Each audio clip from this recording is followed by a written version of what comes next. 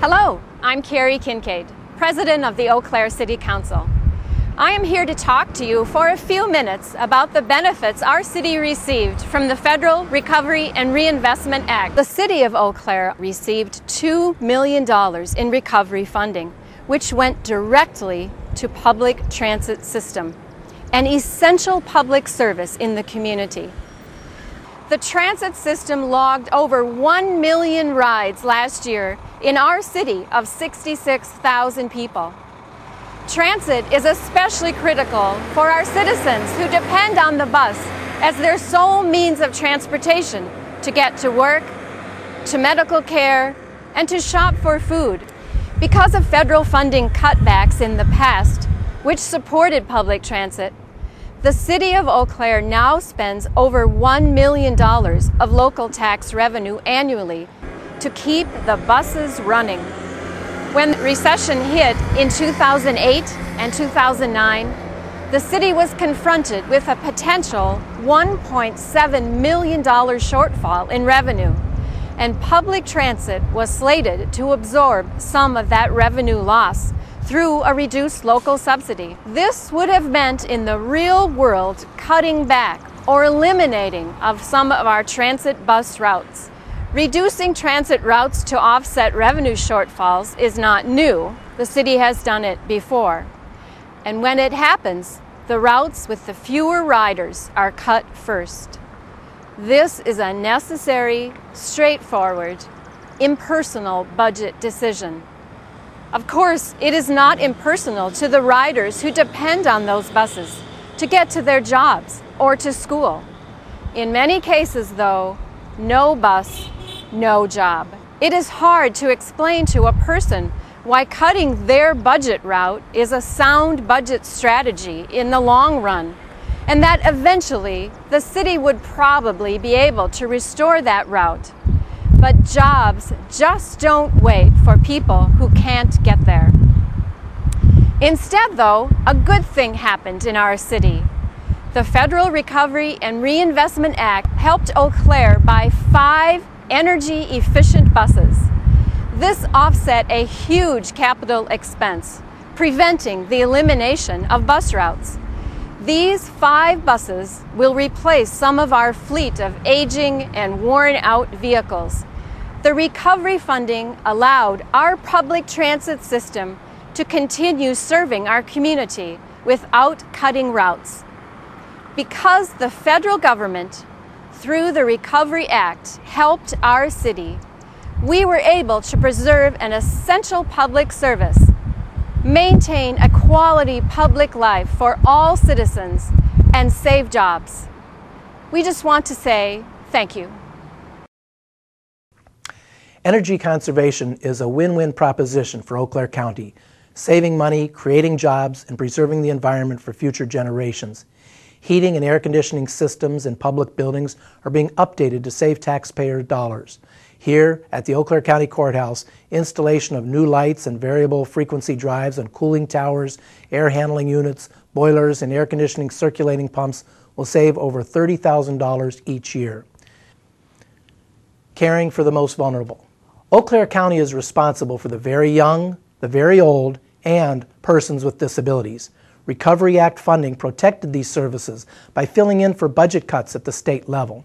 Stimulus dollars kept the congregate meal programs for senior citizens open and provided emergency food packs for the elderly and disabled community members for use in the event weather conditions prevented Meals on Wheels delivery or caused closure of the congregate meal sites. Recovery Act funds are touching families and businesses everywhere in Eau Claire County by making sure public and private systems continue to work. Without a lot of fanfare, this money helped the state avoid reductions in public services and public systems in our communities and allows all of us to prepare for a much brighter tomorrow.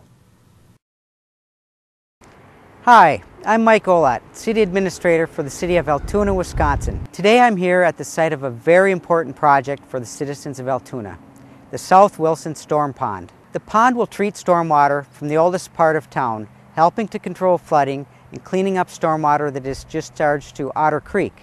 a classified trout stream. Not only do we need to complete the project to protect the environment, but the project is also mandated by the Wisconsin Department of Natural Resources. While the city would have liked to complete the project years ago, the city simply could not afford it.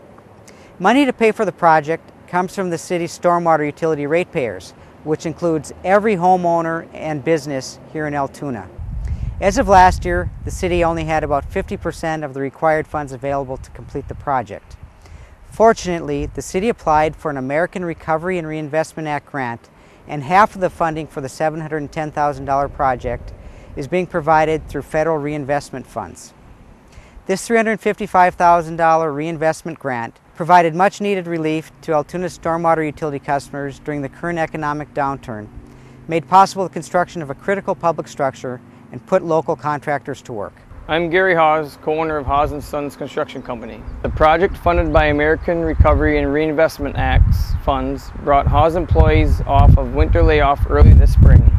The work follows a difficult 2009 when, for the first time, we needed to bid projects across the entire state of Wisconsin just to keep our employees working. The Altoona project provided 4 months of steady work for this summer for 14 to 16 full-time employees, keeping working families afloat during difficult economic times. When this job ends, we have another Recovery Act job starting in Menominee for the Wisconsin Department of Transportation that will keep our employees providing for their families this fall. I'm Carol Craig, and I'm president of the Eau Claire Area School District Board of Education.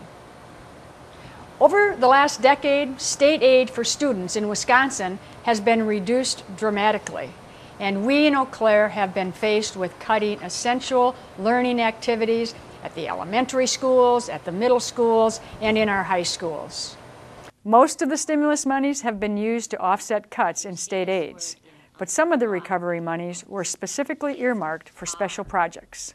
Certain monies were earmarked to hire reading specialists who work directly with hundreds of elementary students, providing additional assistance for students at risk. 75% of the children at Longfellow Elementary School are living in economically disadvantaged homes. Moms and dads are working 2 and 3 jobs just to stay afloat. And often, parents just don't have the time to help with schoolwork, and students begin to fall behind. These reading specialists, hired with the stimulus monies, are being used to intervene immediately whenever a child starts falling behind. The classroom teachers have noticed significant improvement in achievement and in children's self-confidence. Kids are getting specialized help as soon as they start to struggle. Also, the reading specialists are providing literacy coaching to school staff and are available as resources to families. They're providing all sorts of information to make sure every child learns to read. It is clear that the stimulus monies for reading specialists have provided a win-win situation for families, for teachers, and certainly the classroom students. What will we do if we no longer have ARA funds to pay for the reading specialist? This just sends chills up the spines of the members of the Eau Claire Area School Board. Given the state budget, without continued stimulus funds, the future of these reading specialists is unlikely for the Eau Claire Area School District. Approximately $1.5 million in stimulus funds are being spent for facility improvements in the district, mostly in the area of providing greater access under the American with Disabilities Act. Some of this $1.5 million has allowed us to make sure that all students have access to bathrooms that they can use in a safe and independent manner. As you can see here, we have replaced and modified these bathrooms so that all students can easily use them. This stimulus money allowed us to start the remodeling project, and it was a necessity for the many students who have physical differences. There are approximately 36 of our district bathrooms that are being remodeled, all to ensure that students like Amanda are able to take care of their personal needs in a safe and independent manner. And after all, isn't that the goal for all students?